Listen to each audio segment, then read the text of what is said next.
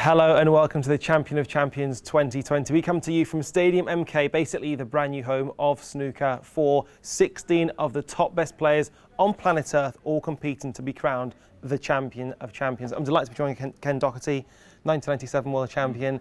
So Ken, first of all, let's talk about Championship League snooker. It's only a couple of days ago. So close to making it, mate. So close. That was absolutely gutted, to put it mildly. Yeah, one more frame to get into the final, to play Judd in the final. It would have been a dream for me. It just wasn't a big. Joe Perry played well in the last, but I was just delighted the way I played, particularly against John Higgins, to beat him 3-0. And then to give myself a chance, he beat Corin Wilson 3-1. So I had a chance going in, playing Joe Perry. I was all excited, got 2-0 up. And one frame away, so close. But today we're focusing on Champion of Champions. One of my favourite tournaments of the calendar, by the way. What do you like most about it? Yeah, I do. I must say, it's a great lineup for sure. It's a wonderful set. I mean, we saw the set there, the table and everything. It looks magnificent. We have the 16 best players in the world who have been the most successful throughout the season. Last season and this season, and yeah, there's some great matches in there. I mean, one of the matches today, you got Jimmy White, of course, against Neil Robertson, and then you got Higgins against Ding Junhui. I mean, what a group that is to start us off with. So I'm really looking forward to some of the matches and some of the commentating on them. And Jimmy White, of course, took my place, you know. That's another story. That's another story. We won't go into that. We won't have enough time. But Jimmy White has been a hero of mine, and he's a great mate of mine as well. I'm really looking forward to that. I really hope he plays the way he's been playing, because I've been practicing him a lot. And I really hope that he can produce some of the stuff that he's been producing in practice, because he's playing really, really good stuff. Well, we're going to talk about Jimmy in just a second. Ken mentioned the awesome setup here. Well, let's give you a flavour of it right now.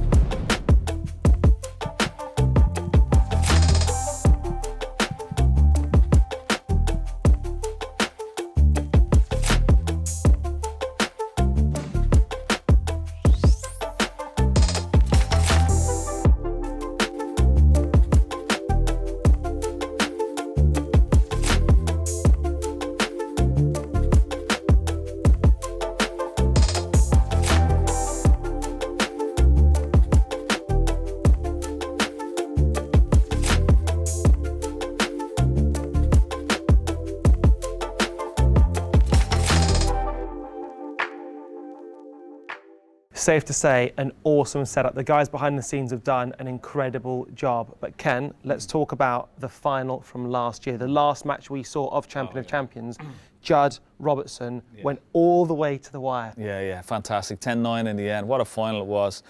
Two great champions playing at their best, top form, and producing some great snooker. I mean, the snooker that these two lads have produced, not only in that final, but over the last 5 or 6 years, and continue to produce. You know, they're pushing boundaries all the time. They're pushing each other, along with the likes of, Murphy and Mark Allen and Ding Junhui, John Higgins, Mark Selby, Ronnie O'Sullivan. You know, they're all pushing.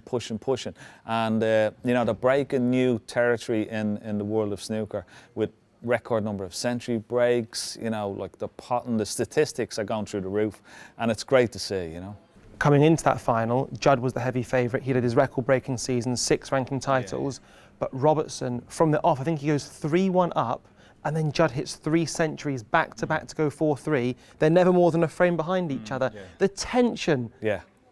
The tension, and two great champions, almost like a boxing match. You know, one thrown, one winning one round, the other one coming back at them, and it was fantastic to see. Neil Robertson, you know, one of the best sort of long potters in the game. You know, cue action is straight as a gun barrel, and his long potting and break building as well is just superb. Both of them just really at it right from the beginning, and I think we're going to have more of the same this week as well. But what a fantastic final that was to leave us great memories of. We've gotten used to not having a crowd, but as we've seen over the past few months, it actually doesn't seem to affect the action on the bays. It has been of high quality, whether it's the Worlds, the English, Championship League, and hopefully Champion of Champions. Yeah, exactly. Now the standard has been really high, and it has been very, very high even from the beginning of the season thus far. So I think we're going to see more of the same. You know, we've got players who've all won tournaments here, you know, and it's great to see even Michael Holt, who won the shootout. You got Luca Brissell in there as well, Corin Wilson, who just won last week. So there's a whole array of players in there, and I think the standard this week is going to be tremendous once again. Well, as you might have expected, Neil Robertson is one of the favourites, the defending champion. Well, he'll be facing in his very first match the legend that is Jimmy White. And just a few hours ago, I spoke to Jimmy to find out how he's feeling. Well, this is the official practice room. Just over there is where you can see the official table. I'm delighted to be joined by Jimmy White. Jimmy, how are you, sir? I'm great, thanks. Last time we saw you here, one of my biggest memories of seeing you here is you against Ronnie. You pushed him all the way to the final frame. Yeah, I was 3-0 up in that match, and I eventually lost 4-3. And I went away from that match, and I was so disappointed with the way I played, and I had so many opportunities to win. And I decided to do a few things with my technique, which I've never done before. So it's been a year, and I'm getting more and more consistent with it. Obviously, it's new, so it's took a good year to get it, but I'm really pleased with the results. And I'm not just trying to win the odd match or make the numbers up. You know, I'm here to win the tournament, so you know, hopefully it can stand up. When you think of, say, Steve Feeney or Chris Henry, coaches are coming in and really changing the game. What is it you're doing? Well, I've worked with most coaches. I've worked with Chris Henry. This coach I've done with Chris Cookson, it's basically my back arm used to go inside, and then on the actual delivery it had to go straight. So there's a lot going on there. If you're winning tournaments, like when I was younger, I was winning tournaments all the time, and you know, your confidence gets you through that. You've got tournaments behind you, ranking points. When you've been struggling to win, I've only really been practicing properly for the last couple of years, but I got to a good standard. But the old technique I had didn't work under pressure. This new one does, so I'm a lot more confident with it. Well, it's obviously very working. Technical. Well, that's what we love here. Everyone here is into snooker, and we love the technical side of it. But 2 times world seniors champion, so it is obviously working. Yeah, you know, and my last time out in the qualifier, I lost to Michael Holt. He's played very good stuff to beat me, and it's the way about feeling, and I just had the odd day off here, but most of the time I'm putting in the practice, I'm playing a lot of people, I'm travelling, and I'm getting sharper, you know. It's all leading up to the World Championships and to tournaments like the Champion of Champions. You know, winning the World Seniors give me this opportunity, so I should give it 100%. But it's a baptism of fire. You're kicking off with a defending champion. Yeah. Former world champion himself, Neil Robertson. How do you approach that? Do you just go in and just play your game, or how do you focus? Yeah, you can only play your own game. You know, Neil Robertson's one of the best curists we've had. You know, I work for Eurosport, so I watch a lot of snooker as well, and I know how fantastic player he is, how a big scorer he is. You know, but it's like anyone. You know, you play well against someone, you win. Simple as that. In short format, you get the early frame, backs against the wall, anything can happen. Yeah, best of seven's a bit of a, that's probably, if anything, that's in my favour, but I prefer matches to, you know, it goes on to a longer distance after, which is more, snooker players are more comfortable with. And so if you're working on technique, are you sort of coming off the table thinking, right, I didn't win, but I did do X, Y, and Z correct? Well, what I can do, see, I've just been a natural player. I've never had a coach when I was a kid, and, you know, I used to practice. That's what, you know, and I got warmed up about an hour before a match. That would get my timing going. And as the years went on, and, you know, you didn't practice so much, you sort of, you know, I left the game alone, really, for a few years. Even though I was playing in tournaments, I wasn't preparing properly. And as I said, I got playing so well. I never played O'Sullivan, and the way I lost when I had so many chances, I had to ask the question, you know, I've got to change things. And people have been telling me about there was something wrong with my technique, so I need to do it. So I took the opportunity, and I've been working on it for a year. I slip back into my old technique quite often, but I try and work against that. But when it's all working, you know, it feels great, and I'm a lot more consistent. Isn't it nuts that 40 years ago you turned professional and you're still looking to change and improve? Look well, don't I? No, yeah, but, you know, I've always loved the game. You know, it's took me to some fabulous places. I met some brilliant people, and you know, I enjoy playing now as much as ever. And final question, you take on Neil Robertson, that we're going to see in a very few moments' time doing that. It's a few hours from now. What's your aim with what you're doing here? Well, my aim is to win the competition. I don't enter anything not thinking I can't win it. I wouldn't play otherwise. But obviously, listen, I've got a tough ask. I've got a big, you know, match with Neil Robertson, and the winner of Ding or John Higgins. So I'm just focusing on Neil. It's the tough group. Tough. The toughest. There's no easy groups anymore. I'm just focusing on, trying to beat Neil Robertson first. Well, Jimmy, all the best of luck. It's a pleasure talking to you. Thank you. Well, the Whirlwind is actually currently practicing behind us there, and Ken, you said to me off air, he's actually practicing really well. Yeah, I've been, staying down. I've been lodging in his house for the last few weeks, but I've been practicing quite a lot. And as I said, I just hope that he can play the way he's been playing in practice, because he's sort of got he's been working with a new coach, and he's working on a few different things technically. He's got that titanium ferrule, which he thinks has helped him, given him a bit more consistency. And his enthusiasm for the game, I mean, it's inspirational. He's always been inspirational for a lot of these kids who've started snooker, 10, 20 years ago, and me included, 30 years ago, 40 years ago. But his enthusiasm has never waned. He loves the game. You see him up here practicing. He practices like from 9 o'clock in the morning. Like when I'm with him, I'm getting out of bed, rolling in at about 10, but he's already had an hour on the table. So his enthusiasm hasn't waned at all, and it's fantastic to see. And I just hope that he can produce some of the stuff that he's producing in practice, because when he's playing in practice, honestly, he's playing really, really well and hitting the ball well. And when we say playing well in practice, 58 years old in most sports would mean not of a high standard. That isn't the case. No, not at all, because I mean, he's making centuries like they're going out of fashion in practice, no problem. 147's no problem.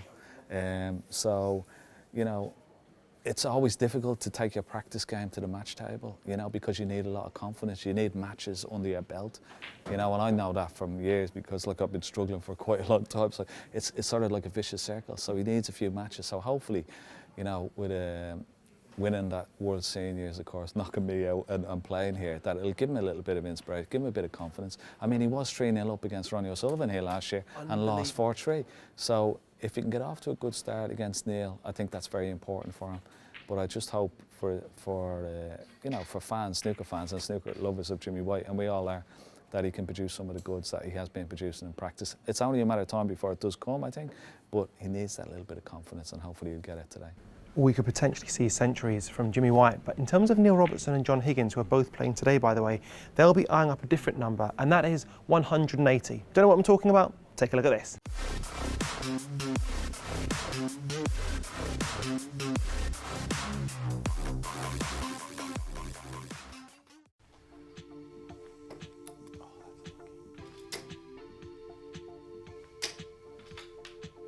$25. No, 30. Is it? You got 6 more to grab. Oh, I'll get 9. Yeah. No, 25 so far.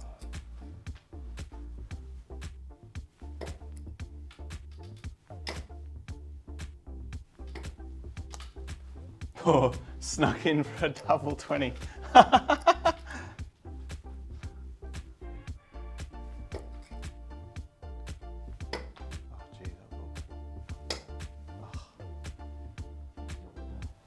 Triple one, almost triple 8. In remembrance of my hero, Jockey Wilson, this is John Higgins trying a 9-dart challenge.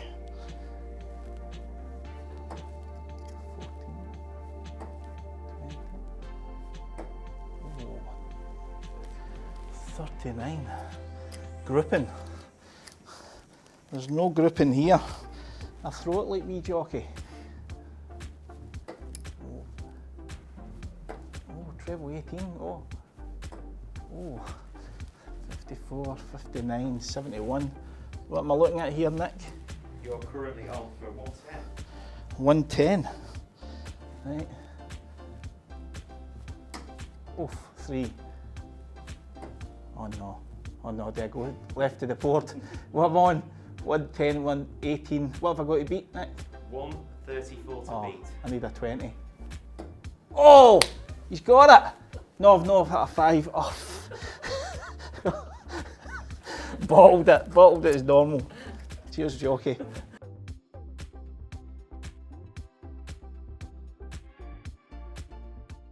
So in a very short leaderboard, which will extend, by the way, the Wizard of Wishaw currently sits pretty on top with 124. Now though, Ken, It's prediction time. Okay. So each day we're going to predict the groups and then progressively predict everything right up to the final.